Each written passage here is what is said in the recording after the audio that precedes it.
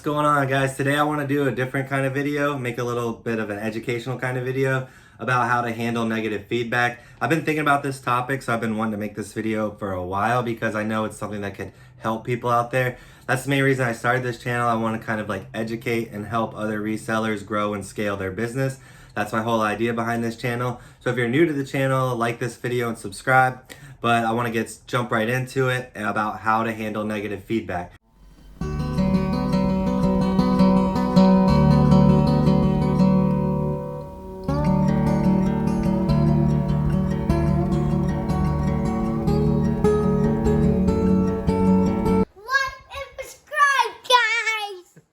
As an eBay seller, it's inevitable at some point you're gonna get a negative feedback. I've been a full-time reseller now for about 10 years. So over the course of the last decade, I've probably got roughly about 100 negative feedbacks, because you could figure maybe about one a month or one every 6 to 8 weeks roughly. So I'm guesstimating that I've probably had about 100 over the years. But the good news is, out of those 100 negative feedbacks I've got, I've literally probably got about 80 to 85 of them removed or changed. So I'm going to tell you about the process of how to handle a negative feedback in the proper way and go through the proper channels to possibly get it changed or to get it removed by eBay themselves. So the first thing it is, you get a negative feedback. It's always frustrating. It ruins your day. It's just a shitty situation all around. The first thing I want you to do is do not respond to that negative feedback. So like when you're doing the feedback, like on the feedback form, if it shows that you have a negative feedback, there's an option right by it to say respond. Now a lot of people want to make that quick snap decision. Oh, I'm going to respond to this, and this buyer's unreasonable, like blah blah blah. Whatever you may say to respond to the feedback.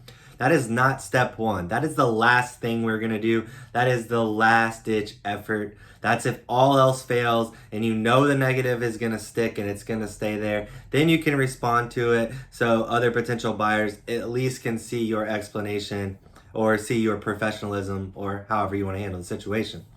So do not respond to the negative feedback. The first thing we're going to want to do, we're not going to call eBay yet either. We're going to reach out to the buyer. You're a reseller. You're running a small business. No matter what scale of business you're doing, you essentially are running a small business here. You have customers. You are a seller. So you want to communicate with your customers. This is all about customer service, which is paramount in this business. A lot of people don't understand the importance of customer service, and they treat their customers like shit. And it's really bad for all of us, because if someone's out there bashing a customer and giving them a horrible buying experience on eBay platform, they might never shop on eBay again, and that's going to hurt all of us. So you want to message the buyer and try to remedy the situation. Let's say I sold a model car kit and it was missing a part and I was unaware of that. So if the if the feedback says the kit was missing a part, don't buy from the seller. Let's say that's the feedback they left.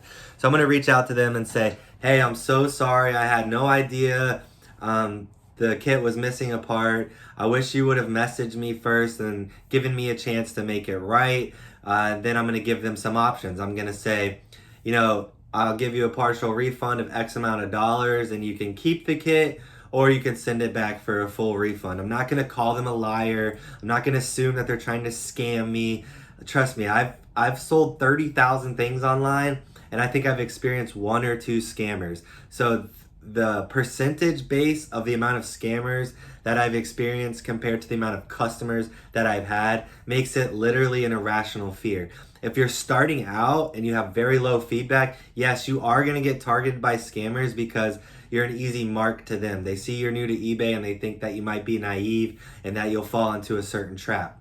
But once you've been selling for a while, you have an established account, lots of feedback, they will not target you. Scammers stay away once you have hundreds or thousands of feedback score, which I know it takes time to get up to that level. So if you're just starting out and your feedback score is 1, 2, 3, 5, 10, you might have to deal with a scammer here and there, but that's a whole nother video in itself. So like I said, you want to kill the buyer with kindness and professionalism. treat them the way you would want to be treated. If I ordered a model kit and it was missing a part and I messaged the person, I would just want them to message me back and give me some options to remedy the situation. So as the seller, I'm going to do the same thing for my buyer. I'm going to treat them exactly how I would want to be treated if I was in their shoes. I'm killing them with kindness and professionalism. One, because I just want to have good customer service and I'm running a business here and I want to be known for that for possible repeat customers. And two, there's a good chance that if the buyer's not willing to work with you or they're being unreasonable, you might have to call eBay up. And when you call eBay about this situation, they're going to look back at every back and forth message you had with the seller, or I'm sorry, with the buyer. So if you're being unreasonable and unprofessional and name calling and blowing them off and treating them like crap, eBay will not change your feedback and they will not like what they see when they read those messages. No matter how unreasonable this buyer is being, they could be cursing you out, saying the rudest things possible. You want to be professional and kind because given the situation, if you do call eBay and have to have the negative feedback removed, when they see that the buyer's being unreasonable and you're being professional, they're going to side with you every time. And I've had this happen to me dozens of times when you're handling a bad buyer and they're just like not giving you an inch, or they're not being understanding, or they're not working with you at all. So now we've talked about reaching out to the buyer and being kind and professional, but what are you going to say to this buyer? You want to apologize about the issue. You want to, state the fact that you didn't know for whatever reason, or somehow it slipped through the cracks. Give them a logical explanation as to why you listed the item that way or why you left out certain information, so they know that you didn't maliciously do it or you weren't trying to purposely rip somebody off or get over on someone. I sold a $1,000 sewing machine a few weeks ago and the buyer messaged me upset about a $35 part that they had to buy for the sewing machine. So I just simply messaged back and said, hey, I'll give you a $35 partial refund to cover the cost of that part. I just want you to be happy. And they messaged me back, oh, thank you so much. I'm so happy. So I avoided a $1,000 return on a sewing machine for a $35 part. So that was me handling the situation in the steps that I'm giving you here. But the most important thing is when you're giving them these solutions of A and B, you also want to get them to agree to do a revision. Now you have an option to send a feedback revision request on eBay. Anytime you get a negative feedback, and I do not do this with neutral feedbacks because they do not negatively affect your seller metric. Only a negative feedback is negatively affecting your feedback score, and it's negatively affecting your metrics, which negatively affects the algorithm, which negatively affects your sales. So this is a very important process, and you want to do this every time. You do not want negative feedbacks on your account. You do not want a low feedback score. So you always want to go through these steps to try to get the negative feedback removed. So when you send them that message, you want to say, hey, I'll do A or I'll do B. And if I do this, and since we're handling the situation, would you please revise the feedback once everything is taken care of? Now, almost every time they want the partial refund or they want a return for a refund, they're happy that you're communicating, so they will agree to do the feedback revision. Once that they've agreed to the revision, you're good as gold. You don't have to make them do it before you send a feedback, because them having a message to verbally say that they agree to change the feedback is enough for you to call eBay later if they fail to revise the feedback after you've done your part on the deal.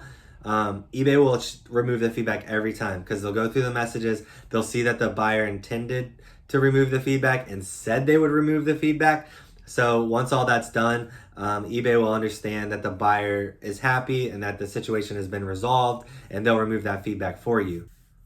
So basically that pretty much covers like how to handle a negative feedback when you get it, and the process and the steps of how to handle talking to the buyer, sending the feedback revision request, and the steps in the order of which to do those things.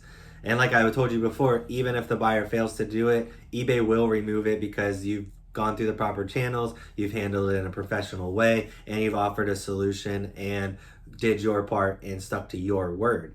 Now, sometimes this whole process is a bust because you might message your buyer and you won't get a response.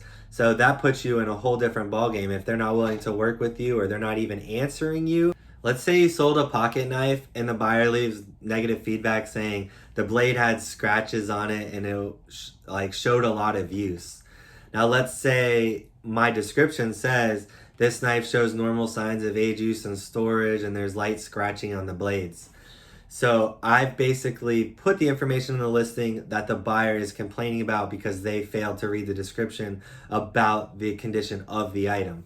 So now I reach out to that, not on the phone.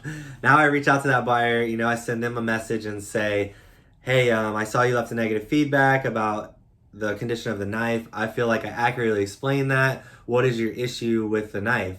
And I get no response at all from them. And a couple days go by. Now I'm going to get on the phone and call eBay and say, hey, I sold this item. I feel like I described it accurately, but the buyer left negative feedback, and I don't feel like that feedback is accurate or fair because I feel like I accurately described the situation, and you can clearly see in my description that I stated about the issues that the buyer is upset about. So at that point, eBay will go ahead and review all the information that you've given them. And 9 times out of 10, they'll say, you know what, you're right. You had it listed accurately, or the buyer's being unreasonable, or, we're going to go ahead and remove this feedback right now.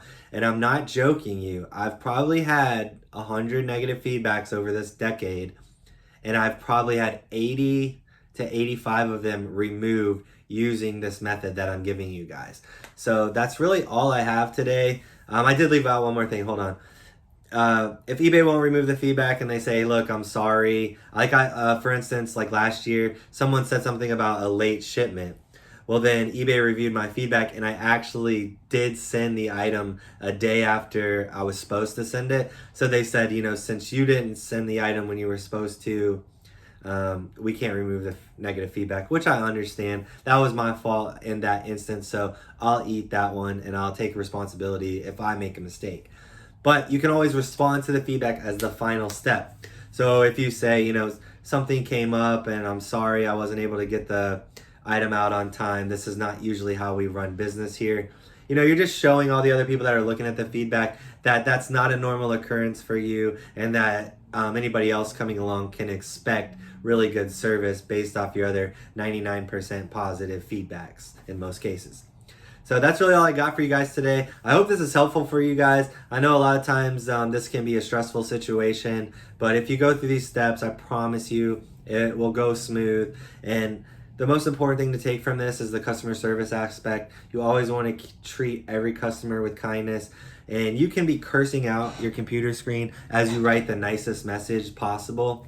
And you don't want to fall into people's negativity. This is your business, your livelihood. They're just a buyer buying one item from you. Don't let that one item ruin eBay for you. Don't let that one item or this one argument with a buyer mess up your feedback or mess up your account or get you suspended in some cases. So just, kill them with kindness, be professional, handle the negative feedback in a professional manner, go through the method I taught you here, and I think it'll help you tremendously when you do have to deal with these kind of situations. But that's all I got for you today. I appreciate you guys. Thanks for watching. Peace.